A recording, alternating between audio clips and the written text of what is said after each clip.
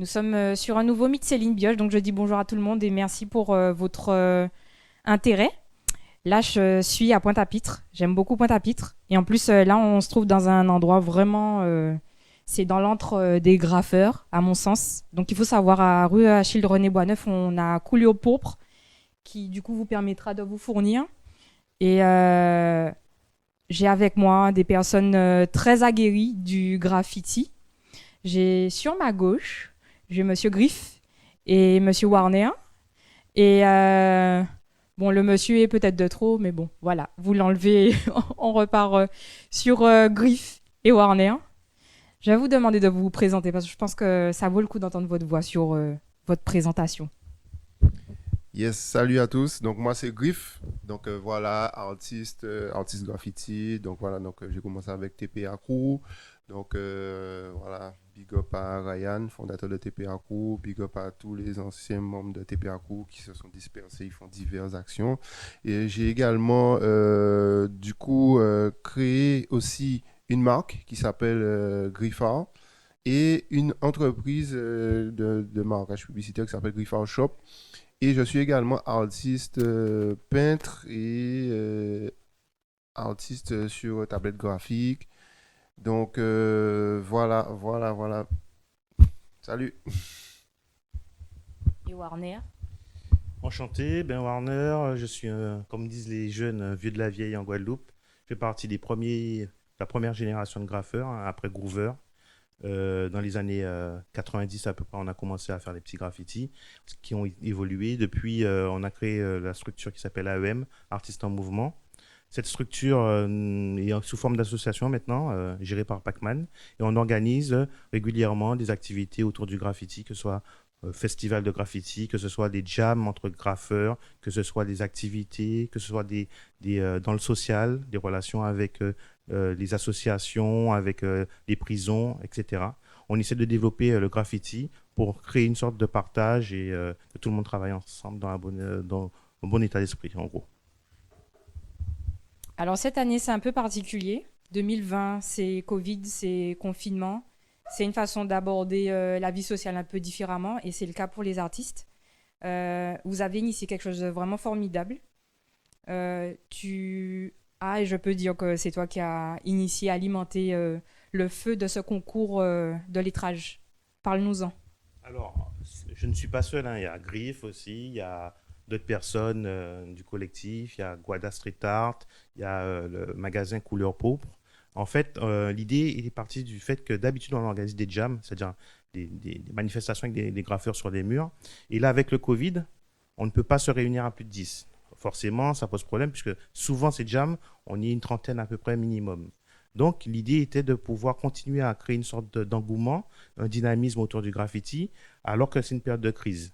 Alors, l'idée est partie autour de la Guadeloupe, parce que c'est notre Guadeloupe, hein, Guadeloupe en nous, hein, là c'est en nous, et on revendique ce côté guadeloupéen. Donc, on a dit, bon, on va faire un challenge, hein, pour motiver les troupes. On va créer une petite difficulté en disant, voilà, en 48 heures, vous devez poster sur Facebook, sur le site de Graffiti, vous devez poster euh, une œuvre, hein, réalisée, que ce soit à la main ou sur tablette graphique, peu importe. Vous devez poster quelque chose et ça va être le nombre de j'aime qui va faire finalement office de vote, de jury. Et donc, après les 48 heures, nous avons tout un panel d'œuvres qui ont été proposées par divers artistes. Ici, on voit qu'une partie de ce qui a été proposé, en tout cas ceux qui ont eu le plus de retours positifs. Et puis, finalement, il y a eu quelqu'un qui a gagné ce challenge brillamment, puisqu'il y a eu énormément de votes. Alors il s'agit d'une femme. Tu peux nous présenter qui a gagné? Oui, félicitations à Cindy. Voilà, Cindy a gagné le concours. Franchement bien joué. Franchement, elle a su. C'est ça aussi. Voilà, c'est les réseaux sociaux, c'est assez spécifique. Et elle a su vraiment tirer son épingle du jeu sur les réseaux sociaux et gagner haut la main ce concours. Donc voilà, Cindy est basée en métropole. Elle fait les deux, voilà. Donc c'est une femme. Et nous, on est très fiers parce que bon, dans le graffiti, bon, souvent, il y a pas assez peut-être de représentantes de la gente féminine. Donc, voilà, on est très content pour elle. Donc, ce qu'elle a pu gagner, elle a pu gagner la réalisation de son visuel sur T-shirt par Griffard Shop. Voilà, donc c'est voilà, ma pierre à l'édifice de ce concours. C'est voilà, c'est ma contribution. Voilà, j'ai réalisé, j'ai mis tout mon savoir-faire euh, à la disposition pardon, du concours. Et donc, on pourra pour tout à l'heure voir ce magnifique visuel, ce magnifique t-shirt réalisé en collaboration. Donc, Guada Street Art, Couleur Pourpre, AEM Crew, Griffard Shop, ainsi que Cindy, bien sûr, Cindy qui a réalisé le visuel. Donc voilà, c'est génial, c'est le fruit d'une fédération, c'est le fruit d'un rassemblement, c'est le fruit d'une émulation, c'est top. On est super content et voilà, franchement, on a kiffé. Moi, j'ai bien compris ça, hein. Et en off, je veux dire, on a discuté avant l'interview et vous me faisiez part de l'esprit du graffiti. Là, c'est une façon un peu de compenser le fait de ne pas pouvoir se retrouver en présentiel. Alors, est-ce que, et je vais parler peut-être à Warner, tu vas rebondir ensuite, Griff, est-ce que tu retrouves l'esprit graffiti que tu as tant aimé à une certaine époque? Et d'ailleurs, rappelle un peu qu'est-ce que c'est l'esprit graffiti. Alors, bon, dans mes temps anciens, le graffiti était forcément lié au mouvement hip-hop. En fait, il y avait plusieurs disciplines dans le mouvement hip-hop qui étaient la danse, qui était le rap, qui étaient des DJ, et il y avait aussi le graffiti. N'étant pas très doué pour les autres disciplines, j'ai forcément atterri dans le graffiti. Non, c'est pas vrai. C'était que j'aimais bien dessiner, donc forcément, j'ai eu cette petite pincée pour le graffiti. Mais avant tout, ce que j'aurais aimé dire, c'est que euh, il y a toute forme d'école. Le graffiti a commencé sur la compétition. Hein, c'est celui qui était le plus vu au maximum d'endroits. Et ça a un petit peu évolué sur quelque chose d'artistique maintenant, de street art, maintenant qui sont exposés dans des galeries, etc., et qui valent des millions pour certains artistes internationaux. Donc c'est quelque chose de très positif. Et rebondir sur ça, rebondir sur par exemple le challenge, pour revenir sur le challenge, c'est le fruit aussi de beaucoup d'années d'études sur le graffiti. J'ai sorti un livre il y a 2 ans sur le graffiti, Guafiti, exactement pour le nom du livre, qui était 20 ans d'histoire sur le graphe en Guadeloupe. Et c'était un petit peu pour faire rappeler aux petits jeunes que voilà, il s'est passé ça avant, qu'il y avait un tel, il y avait Groover, il y avait tel ou tel groupe, il y a telle ou telle personne qui ont mis leur pierre à l'édifice, qui a permis actuellement maintenant que le graffiti soit respecté en Guadeloupe. Voilà. Je veux bien que tu en parles, puisque tu as vécu dans une période peut-être d'entre-deux. Tu vois évoluer les jeunes, mais tu sais aussi quelle est la valeur du passé. Complètement, complètement. C'est vrai que, par exemple, pour parler, bon, on parlait d'initiation. On parlait d'initiation. Bon, voilà. Donc, nous, par exemple, c'était TPA cool. Donc, c'est vrai que, par exemple, nous, on était les petits. Souvent, fallait être limite le petit de notre crew, etc. Bon, voilà, il fallait se faire, fallait venir regarder le gars peindre et tout. Bon, tu fais pas trop de vagues, tu l'observes, voilà, tranquille et tout. Et le gars, il sent que tu es intéressé. Bon, voilà, c'était. Et puis, et là, il commence à t'apprendre des techniques. Tiens, tu fais ça. Puis, tu peux même passer la bombe. J'ai même peint mon vélo. Enfin, bon, c'était. Mais en fait, tu voulais la bombe, mais tu voulais surtout la manier, etc. Bon, en fait, c'était ça à l'époque. Et c'est vrai que tu parles d'entre-deux. C'est vrai que, bon, après, les choses, comme toute chose, ça évolue. Et c'est vrai que j'ai connu l'époque que je retrouve dans le magazine, pardon, le livre, Graffiti, et ça fait vraiment, vraiment, vraiment plaisir. Donc voilà.